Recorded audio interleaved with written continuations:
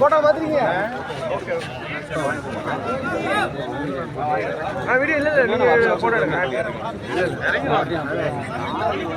கரும்பு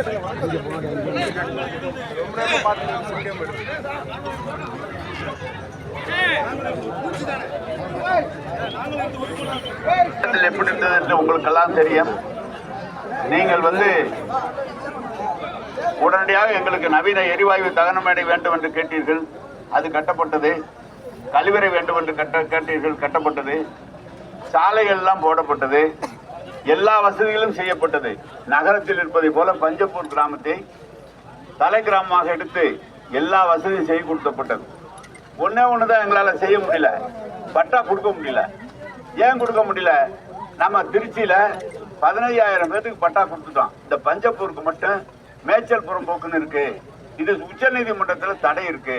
அந்த தடையை நீக்கினாதான் பட்டா கொடுக்க முடியும் அப்படின்னு அதிகாரிகள் கடுமையா எவ்வளவோ முயற்சி பண்ணோம். நம்ம பட்டா போல வேலை செஞ்சவங்க அந்த பட்டா கொடுக்கறதுக்கு என்ன நாங்க என்ன இடைஞ்சலா வந்துட போறோம்? அதனால அது முயற்சி மேய்ச்சல் புறம்போக்குன்னா அப்புறம் மாவட்ட நம்முடைய தலைவர் முதலமைச்சர் என்ன பண்ணாருன்னா ஒரு அமைச்சரவை கூட்டத்தை கூட்டி யார் யாரெல்லாம் 40 வருஷம் 50 வருஷம் குடியிருந்தாங்களோ அவங்களுக்கு 2 சென்ட் நகரத்துல பட்டா இலவசமா கொடுக்கலான்னு சொல்லி ஒரு ஏற்பாடு பண்ணி தமிழ்நாடு முழுவதும் 10 லட்சத்துக்கு மேற்பட்ட பட்டா கொடுக்கப்பட்டது.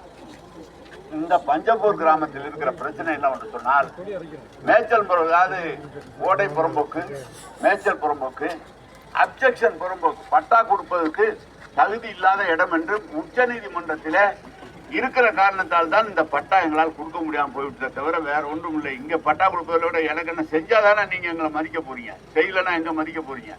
எனவே இப்போது நம்முடைய தம்பி கடந்த முறை தேர்தலில் சிறப்பாக பணியாற்றியவர் சொன்னார், நாங்கள்லாம் உங்களுக்கு உறுதுணையா இருக்கிறோம், நீங்க அந்த வேலையை செய்யுங்கன்னு சொன்னார். முயற்சி தான். உச்ச நீதிமன்றத்தில் வழக்கில் இருப்பதை இதை மேய்ச்சல் புறம்போக்கு என்பதை மாற்றுவதை எப்படி மாற்ற முடியும்? நகரமாகிவிட்டது. இங்க ஆடு மாடுகள்லாம் குறை இல்லை. அதனால் இவரெல்லாம் நகரமாகிவிட்ட காரணத்தால் இவருக்கு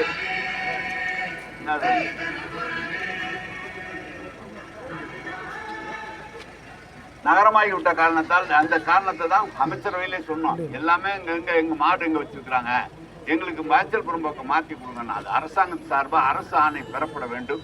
எனவே அப்படி பெறுகிற போது நீங்க 4 நாள் இருந்தாலும் யார் இருந்தாலும் அந்த பட்டா உங்களுக்கு சேரும். அதுதானே தவிர எங்களுக்கு செய்யக்கூடாதுங்கிற எண்ணம்லாம் கிடையாது. செய்ய முடியல, உச்ச நீதிமன்ற தடை இருக்கிற காரணத்தால். அதானே வணக்கம். நிச்சயமா உங்களுக்கு அடிப்படை வசதிகள் என்னென்ன வேண்டுமோ அதை பூரா செய்து கொடுத்துருக்கிறோம். அதை நாங்கள் இல்லை, நீங்க இந்த சாலை செங்குறிச்சி போற சாலையாக இருந்தாலும், வீதியாக இருந்தாலும், மயான பூமியாக இருந்தாலும், இங்க இருக்கிற கழிவறை வசதியாக இருந்தாலும், விளக்காக இருந்தாலும், எதை வேண்டுமானாலும் உங்களுக்கு செய்து கொடுத்துருக்கிறோம். அதை தாண்டி பஞ்சப்பூர் என்பது ஒரு காலத்துல கிராமம் மாதிரி இருந்தது. இன்றைக்கு பக்கத்துல பேருந்து நிலையம் கட்டிய காரணத்தால் இங்க இருக்கிற மக்களுக்கு மிகப்பெரிய வசதி, வேலை வாய்ப்பு. அப்படி எப்படி பக்கத்துல ஐடி பார்க் வருது. ஒவ்வொரு பிள்ளைகளுக்கும், படிச்ச பிள்ளைகளுக்கு வேலை வரப்போகுது. இதை விட நாங்க என்ன செய்ய முடியும்? செஞ்சுட்டு இருக்கிறோம். வணக்கம். செஞ்சு ரைட்டு வாங்க போ.